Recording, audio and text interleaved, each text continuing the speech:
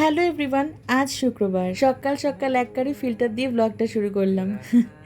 সকালটা শুরু করলাম এক কাপ চা দিয়ে আর একটা বিস্কিট দিয়ে। তারপরে চলে এলাম কিচেনে, দেখছিলাম যে মা ভাইয়ের জন্য ব্রেকফাস্ট তৈরি করছে। আজকে সকালে ব্রেকফাস্টে হচ্ছে এগ রোল, যেটা আমার ভাই, আমি এবং আমার পরিবারের সবাই মোটামুটি খুব ভালো খাই। সকালে উঠে যদি দেখি যে আমার প্রিয় খাবারটা তৈরি হচ্ছে, তাহলে আমার মতো খাদ্যরসিক মানুষের পক্ষে কখনো কোনোদিনও সম্ভব ডায়েটটা কন্টিনিউ করা? আমার ক্ষেত্রে হয়েছে তাই। আমি কিছুতেই খাওয়া দাওয়াটা আগের মতো কন্ট্রোল করতে পারছি না। আবার আমাকে নতুন করে একটা রুটিন তৈরি করতে হবে নিজের জন্য, না হলে না দেখো আমার মুখ এভাবেই চলতে থাকবে। তো নিয়ে বসে পড়েছি আমার ব্রেকফাস্ট। আমার এগরোলটা কিন্তু পেঁয়াজ লঙ্কা সবই দেওয়া আছে, ভাইয়েরটা দেওয়া ছিল না, ভাই পেঁয়াজ খায় না তাই। ব্রেকফাস্ট শেষে দুপুরের খাওয়া দাওয়ার আয়োজন শুরু হয়ে গেছে। আর এদিকে দেখো মা জানালো জেঠুদের বাড়ি থেকে নাকি আম পাঠিয়েছে। তো এই প্রথম সিজনের আমটা আমি খেলাম। আর আমি আম কিভাবে খাই বলো তো? এইভাবে।